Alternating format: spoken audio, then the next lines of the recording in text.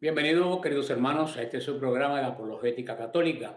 Mi nombre es Fran Morera y por esta próxima media hora, o un poco más, vamos a estar pues compartiendo con Jorge Garzón en los controles acerca de la palabra de Dios en estos estudios bíblicos, especialmente en Ezequiel 38, que es el versículo que nos corresponde hoy. Como siempre, nos ponemos en la presencia del Señor y para orar, para pedirle al Espíritu Santo que venga y nos ilumine.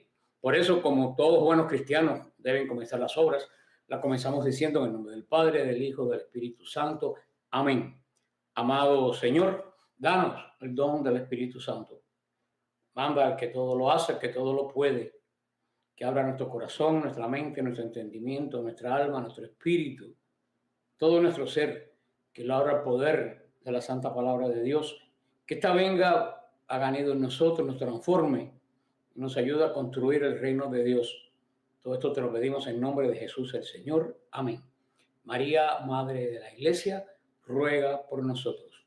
Pues la semana pasada estuvimos hablando del capítulo 37, muy interesante, los huesos secos. Es una de las grandes y conocidas profecías del profeta. Sin embargo, vamos a ver hoy un capítulo de Ezequiel, el capítulo 38, que posiblemente pues muchas personas no la conocen, pero que sí conocen estos nombres por el Apocalipsis. Se ha gastado ríos de tintas hablando sobre estas dos ciudades que dice que a final de los tiempos va a luchar contra el pueblo de Dios. Pero veamos eso mientras pues desarrollamos el tema. Vamos a comenzar con Ezequiel 38, versículo del 1 al 3, en el nombre del Padre, del Hijo y del Espíritu Santo. Amén. Me fue dirigida la palabra del Señor diciendo: Hijo de hombre, dirige tu rostro hacia Gog en el país de Magog, al príncipe que es cabeza de Mesec y Tubal, y profetiza contra él. Y di: esto dice el Señor Dios: estoy contra ti, Gog, príncipe y cabeza de Mesec y Tubal. El Señor prometió a Israel traer este pueblo Gog con todos sus ejércitos contra el pueblo santo. Cualquiera que sean las motivaciones propias de este pueblo Gog para atacar o para invadir el pueblo de Israel, en esto no podemos dudar que hay un propósito divino que está en el plan de Dios. El profeta Ezequiel describió el ejército en términos que tenían sentido para él y eran relevantes para la mayoría de las personas que iban a recibir esta historia. Ezequiel es un hombre de su tiempo y tiene que hablar de acuerdo a su tiempo para las personas que van a entender esta profecía. Por eso anuncia que este será un ejército grande, rápido y bien equipado, un ejército listo para la conquista. Aquí el profeta vio la manifestación del antagonismo entre Dios y su pueblo. Este es el final de esta batalla entre Dios y el pueblo por desobediencia, sobre todo por idolatría. Lo vio reuniéndose en una fuerza tremenda, la alianza más poderosa que jamás en esos tiempos había actuado contra Israel. Estos versículos dan la impresión de que Gog es un poder imperial con muchos recursos militares. Viniendo del extremo norte de Israel, Ezequiel 38:15, Gog también tenía un aliado al oeste, o sea, podemos decir Persia, y al sur, Yavan Cus, que es Etiopía, y al este de Israel. Gomet se identifica como una tribu salvaje que vivía en esta región cubierta de nieblas al norte del Mar Negro, o cerca en las inmediaciones del Mar Negro, o por ahí donde está la península de Crimea. La mención de naciones específicas comunica por lo menos dos impresiones. Las naciones aliadas con Gog y Magog vendrán de todas partes contra Israel. El número de las naciones enumeradas que están aliadas con Gog y con Magog es 7, número que siempre habla de la plenitud del pacto de Dios con Israel. También a lo mejor indicando que es una oposición completa, o sea, alguien que se va a oponer tremendamente al pueblo de Israel. Pero lo más importante para nosotros, ¿quién eran estos pueblos? ¿Quién era Gog? ¿Quién era Magog? Vuelvo a decir que esto causa delirios en las sectas milenaristas que están esperando el final de los tiempos entre explosiones nucleares rusas y a China. Pues históricamente hablando, Magog fue un nieto de Noé. Eso lo podemos ver en Génesis 10:2. Los descendientes de Magog se establecieron en el extremo norte de Israel. Posiblemente estuvieron también en Europa y en el norte de Asia. Magog posteriormente llegó a ser el nombre de la tierra donde los descendientes de este nieto de Noé se asentaron. Al pueblo de Magog se le describe en la Biblia como buenos guerreros. Ezequiel nos lo va a decir en este capítulo y en el próximo. Gog es el nombre de un futuro líder de Magog, quien va a liderar un ejército para, según dice la profecía, atacar a Israel. El Señor predice la destrucción de Gog cuando dice: hijo de hombre, pon en tu rostro contra Gog en tierra de Magog y profetiza contra él. Gog y Magog lo mencionan aquí, Ezequiel 38, y son mencionados en Apocalipsis, en el libro del Apocalipsis, y aquí sobre todo en el capítulo 20 del 7 y 8. Y aquí es donde se desliza un río de tinta y de especulaciones, muchas veces verdaderamente delirante.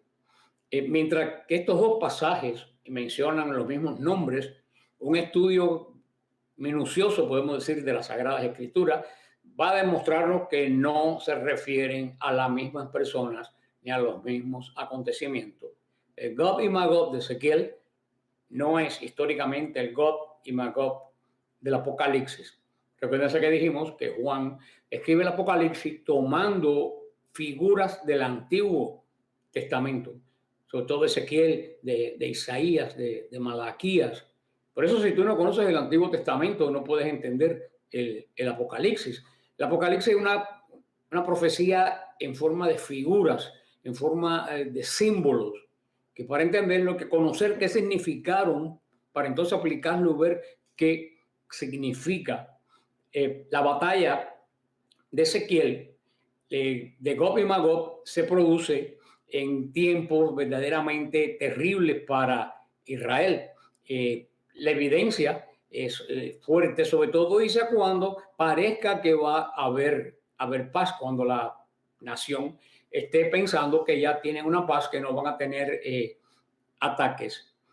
Gog y Magog vuelven a ser mencionados en Apocalipsis 20, 7 y 8. Y esta es totalmente una batalla diferente, aunque la repetición de los nombres Gog y Magog demuestran que es una historia que se repite, pero en otro contexto. O sea, se verá de nuevo una gran rebelión contra Dios, que es la gran rebelión que hubo en Ezequiel 38, de la cual se habla. El libro del Apocalipsis hace alusión a la profecía de Ezequiel acerca de Magog para describir un ataque final de los últimos tiempos. ¿A quién? ¿A Israel? Le respondo. Israel no pinta absolutamente nada al final de los tiempos, en la batalla del mal contra el bien. Esto es un delirio protestante. El pacto con Israel se acabó. Cuando Cristo dejó la cruz, todo se consumó. Todo se cumplió. Israel no tiene pacto con Dios. Israel ya no es el pueblo de Dios, no es el pueblo de la alianza. El pueblo de la alianza es la iglesia. Por eso la batalla del Apocalipsis no va a ser de potencias en contra de Israel. Eso es totalmente absurdo, eso es desconocer las escrituras.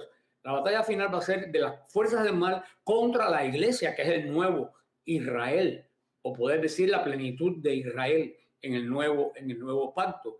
Así que ver un Israel histórico envuelto en esto, hermano, no es bíblico y es totalmente delirante. En esta batalla de Ezequiel que estamos leyendo en este capítulo 38, Los ejércitos provienen principalmente del norte, perdón, e involucran unas pocas naciones de la tierra. La batalla de Apocalipsis 27 va a involucrar a todas las naciones, por los ejércitos que van a venir de todos los lugares, no van a venir solo del norte.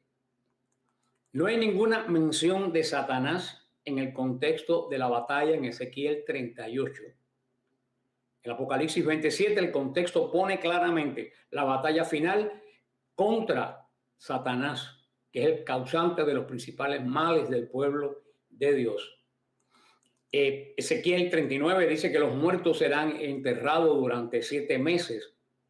No habría necesidad de enterrar a los muertos si la batalla de Ezequiel fuera la misma que describe Apocalipsis 20, porque inmediatamente de la batalla de Apocalipsis 20 viene el juicio de Dios y baja la Jerusalén del cielo. O sea, mira cómo estamos viendo detalles que no nos dicen claramente que una batalla no es la otra batalla. ¿Qué estamos viendo? Ezequiel nos habla de en mi opinión, de una de las peores invasiones que tuvo Israel. Pues tan mala puede haber sido como la de Nabucodonosor, que es la invasión sirio-greca del imperio de este gran rey, en la historia, que fue el que tomó no solo Israel, sino el corazón de Israel. No destruyó el templo, como hicieron los babilonios, hizo más, lo profanó el templo. Antíoco Epífanes, el gran rey de la área de Siria, pero de cultura griega, fue el gran profanador del templo. Llegó a sacrificar un puerco en el altar del holocausto. Eso, hermano, es peor que derrumbar el templo de Dios. Por eso yo digo que esta es la batalla que se refiere Ezequiel en este momento, que Israel ya pensaba que tenía paz y le cae encima esta tremenda invasión. Ver una cosa en la otra, hermano, es ciencia ficción. La batalla final va a ser entre todas las fuerzas del mal contra el pueblo de Dios, que no es Israel, que es la iglesia. Israel puede ser parte de ese pueblo si se bautiza y entra en el nuevo pacto. Y esa va a ser la batalla de la que habla Juan. Inclusive, si podemos ver, dice que son todos los países de la tierra en el valle del Armagedón. Yo he estado no sé cuántas veces, 20, 30 veces en el valle de donde se va a dar esta batalla. Y no es un valle, es una montaña. Cuando se habla de Armagedón, el Armagedón es una colina. Es una colina, mira lo mal interpretada que están las cosas. Y abajo de la colina del Armagedón, lo que está es el valle donde han pasado todos los ejércitos que atacan a Israel, el valle de Israel. Pero que tampoco es un valle donde pueden caer o pueden caber todos los ejércitos de la tierra. O sea que estamos viendo que Juan está hablando por medio de figuras. Armagedón era un valle donde se libraban las batallas entre Israel y sus atacantes, porque los atacantes cogían por esa especie de corredor que había entre el mar y las montañas del Carmelo y de Samaria. Por eso ahí se libraban las grandes batallas. Por eso cuando se menciona Armagedón no quiere decir que va a ser allí mismo. Quiere decir que va a ser un tremendo encuentro entre el pueblo de Dios y el mal, liderado por el demonio. Solo que Juan, vuelvo a repetir, está tomando estas figuras de todo el Antiguo Testamento para hacer este libro, el último de la Biblia, que yo le digo que el Apocalipsis es el gran amén de la Biblia, porque el Apocalipsis cierra todas las escrituras. El Apocalipsis es el libro que tiene más versículos del Antiguo Testamento, 300 y tantos versículos del Antiguo Testamento.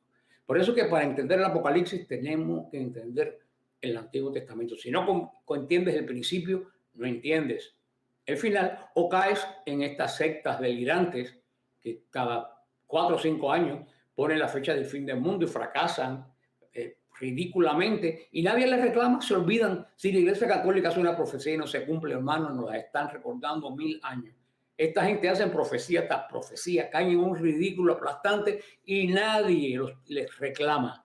Y en vez que vuelven a hacer la próxima charranada y se lo pasan encima. Se fijan en nosotros. ¿Será porque somos la iglesia de Cristo y ellos que no se dan cuenta en su mente, pues espiritualmente se dan cuenta de la importancia que tenemos nosotros y que ellos no tienen ninguna importancia?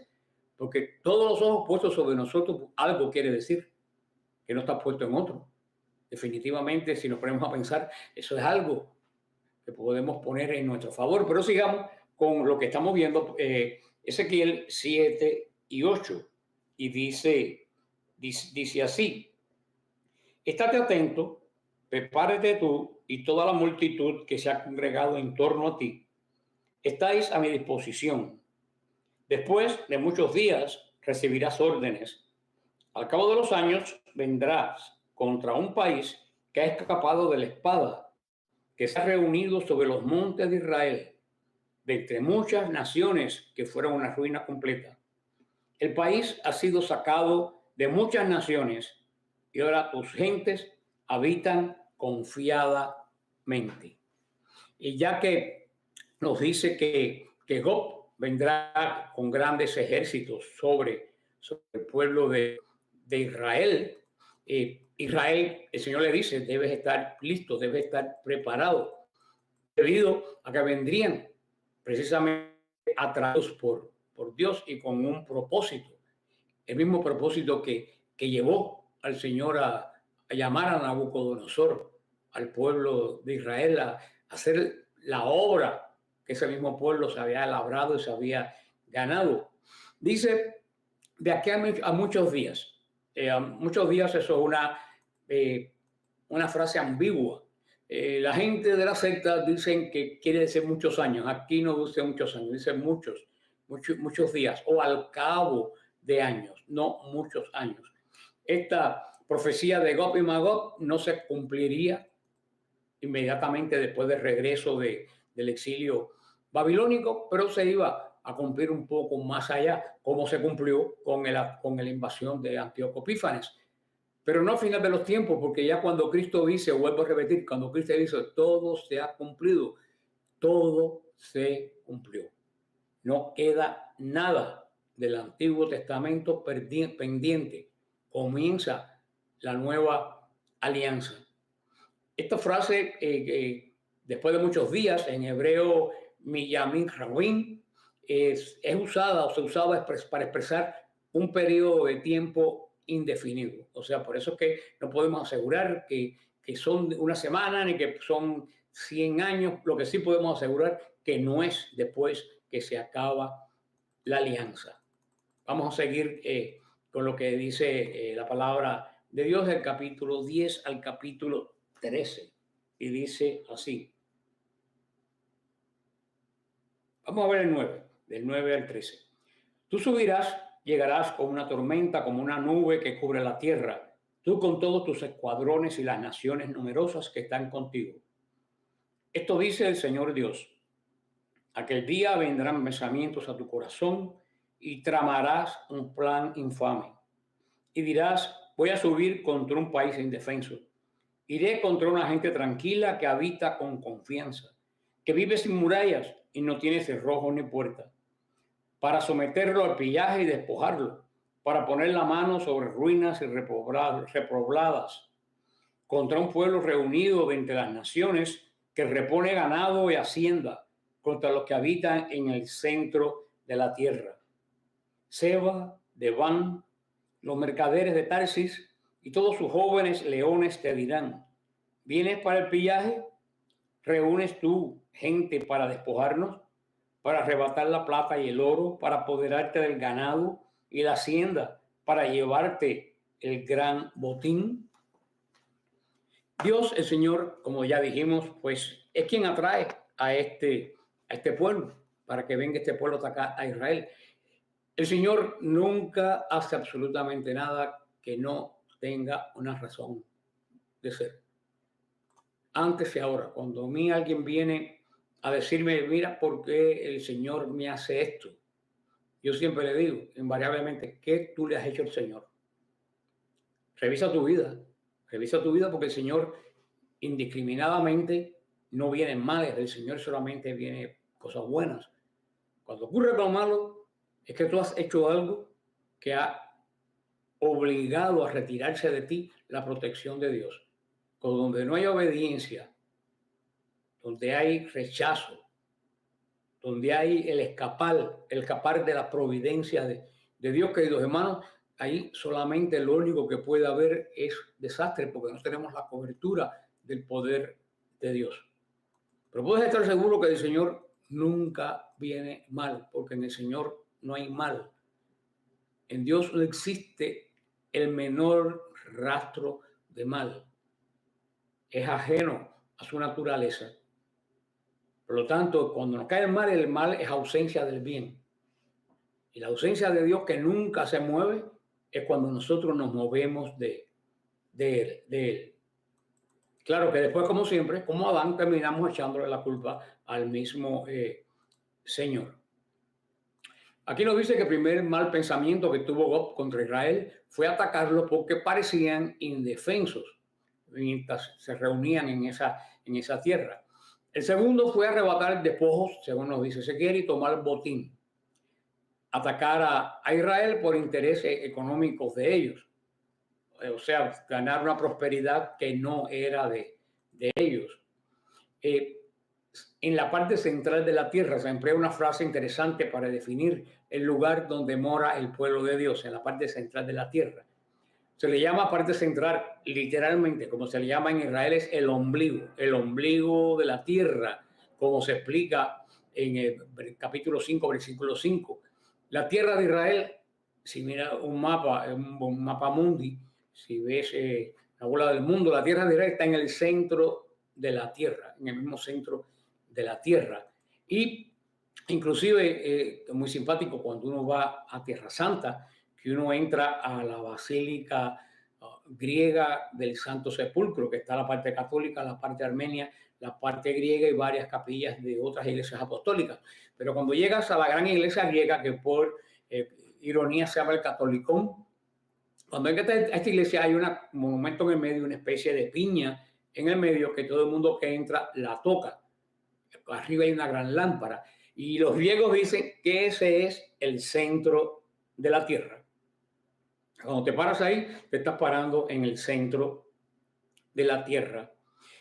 También los estudios de los judíos, el Talmud, todos estos libros santos para ellos, ponen verdaderamente a Israel. Y dice, por ejemplo, la literatura rabínica, así como el ombligo está colocado en el centro del cuerpo humano, así en la tierra de Israel el ombligo del mundo, situado en el centro del mundo, y Jerusalén en el centro de la tierra de Israel, y el santuario en medio de Jerusalén, y el lugar santo y el arca en medio del lugar santo, y la piedra angular debajo del lugar santo, porque desde ella fue fundada el mundo. Mira qué hermoso esto que nos dice esta literatura rabínica. Es tan hermoso que te lo voy a volver a leer para que te lo grabes bien en la mente. Dice, hablando de Israel, esta literatura, así como el ombligo está colocado en el centro del cuerpo humano, así es la tierra de Israel el ombligo del mundo. Sigue, situado en el centro del mundo. Ahora, o sea, Israel es el ombligo del mundo, el centro del mundo. Ahora dice, Jerusalén es el centro de Israel. Pero ahí no se acaba la cosa. El santuario es el centro de Jerusalén. Y el lugar más santo que hay es el medio del santuario, el santo de los santos. Ahora dice, pero eso no es el final. El medio del santo de los santos es el arca. Pero ese no es el final. Debajo del arca, el centro es la piedra angular.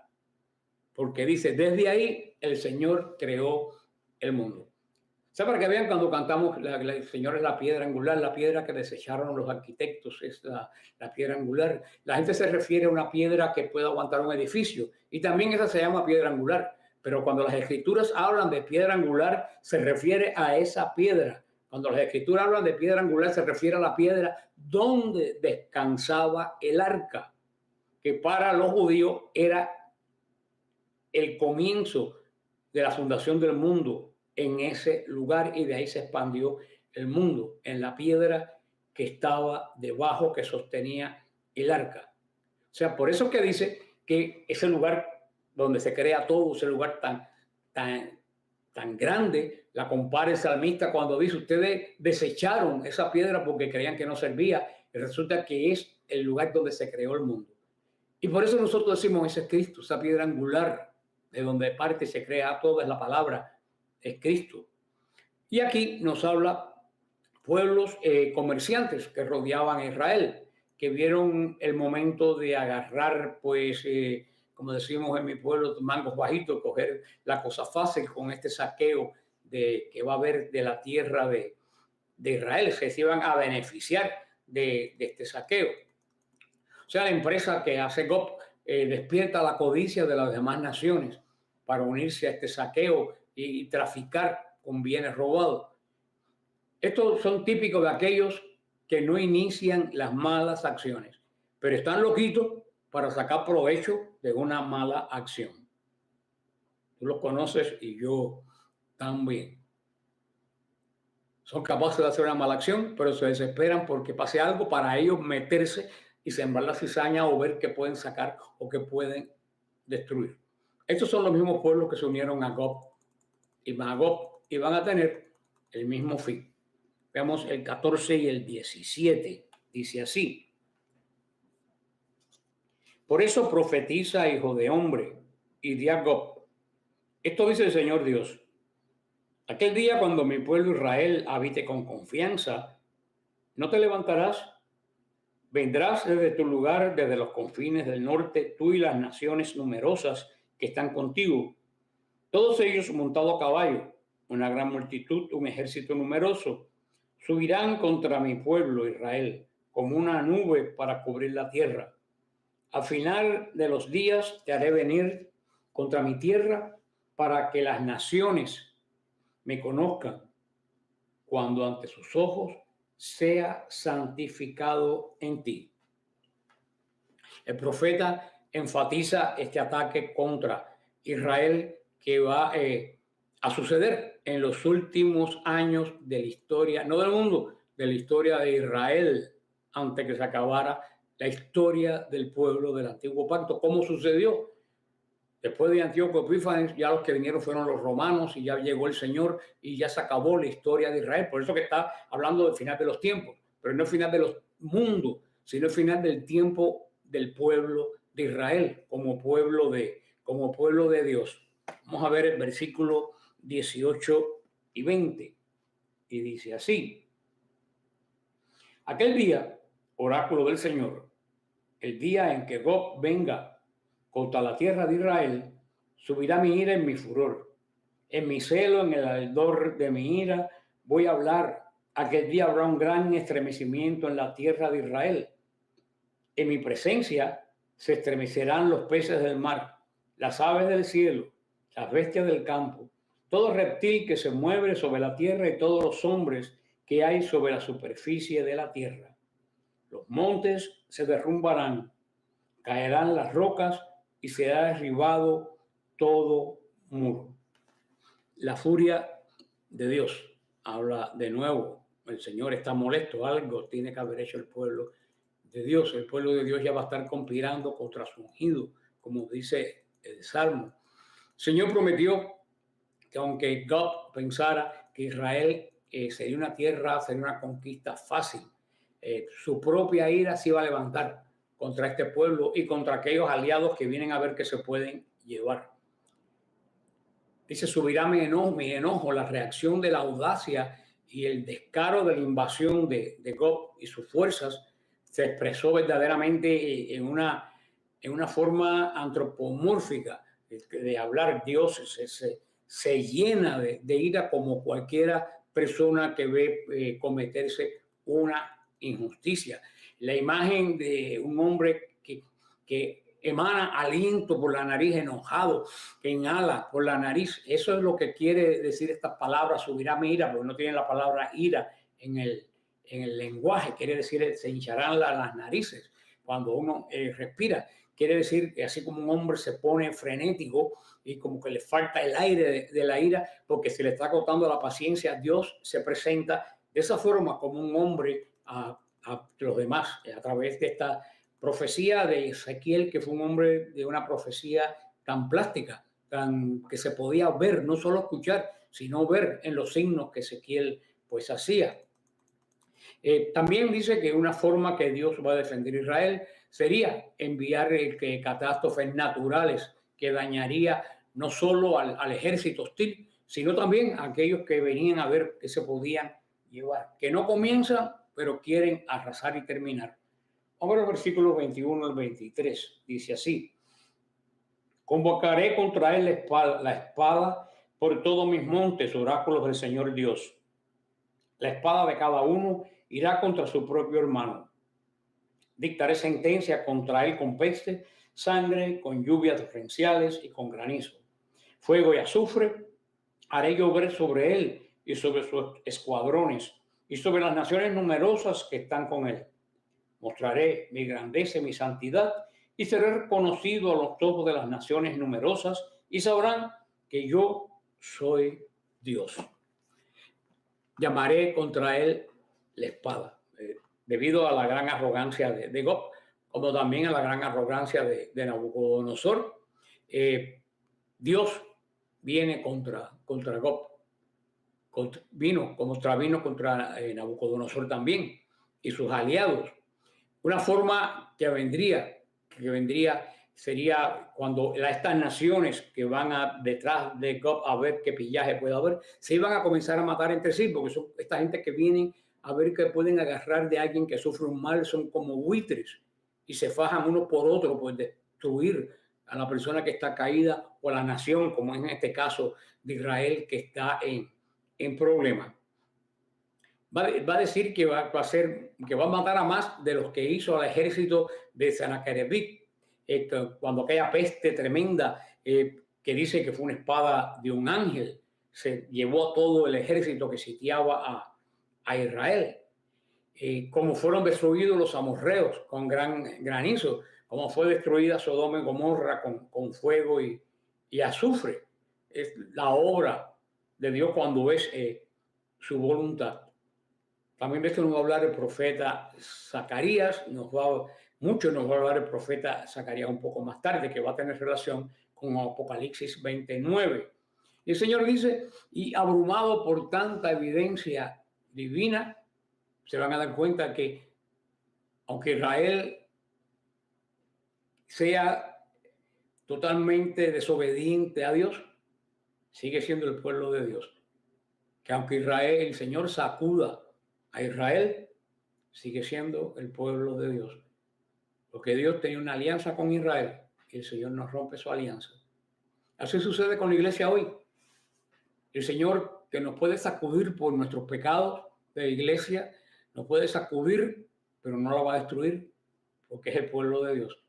El Señor nos puede zarandear y nos puede humillar, pero no nos va a destruir, porque somos el pueblo de Dios. Y Él tiene una alianza con nosotros. Las puertas del infierno no podrán vencer. La iglesia que se funda sobre Pedro, tú eres Pedro y a ti te digo, las puertas del infierno no prevalecerán. Él tiene esa promesa dada a nosotros y la alianza en Jesucristo. Sí, hermano, que podemos ser zarandeados, pero no vencidos. Podemos ser perseguidos, pero no destruidos. Así que en estos tiempos que estamos nosotros como Israel rodeado por Gob y Magog, pongamos este tiempo en reflexionar qué es lo que nos ha llevado a este estado y poder de nuevo, como hizo Israel, regresar de nuevo al Señor hasta que de nuevo regrese en gloria como vino a la primera vez a Israel. Aquí terminamos en el nombre del Padre, del Hijo, del Espíritu Santo. Amén. Les recuerdo también nuestro viaje a Israel. Si Dios quiere, salimos el 24 de marzo y llegamos el 2 de abril de regreso. Vamos a estar el 25 de marzo, día de la Anunciación en Nazaret. Qué día más hermoso. Vamos a participar en la procesión de las Palmas el domingo de Ramos en Jerusalén. Si ustedes quieren más información sobre este viaje, ustedes pueden escribirme a mí a través de apologéticasiloe.net, apologéticasiloe.net. En la sección de contacto ustedes me envían su email y yo con mucho gusto les mando toda la información. O en Facebook, Frank Morera, Defensa de la Fe. Frank Morera, Defensa de la Fe. Ustedes me escriben por mensaje en Facebook, me mandan su email y yo inmediatamente les mando toda la información que ustedes necesiten. Y como dicen los judíos al final de la cena pascual, el año que viene, el año que viene no, este año en Jerusalén. Que el Señor los bendiga y los guarde. Amén.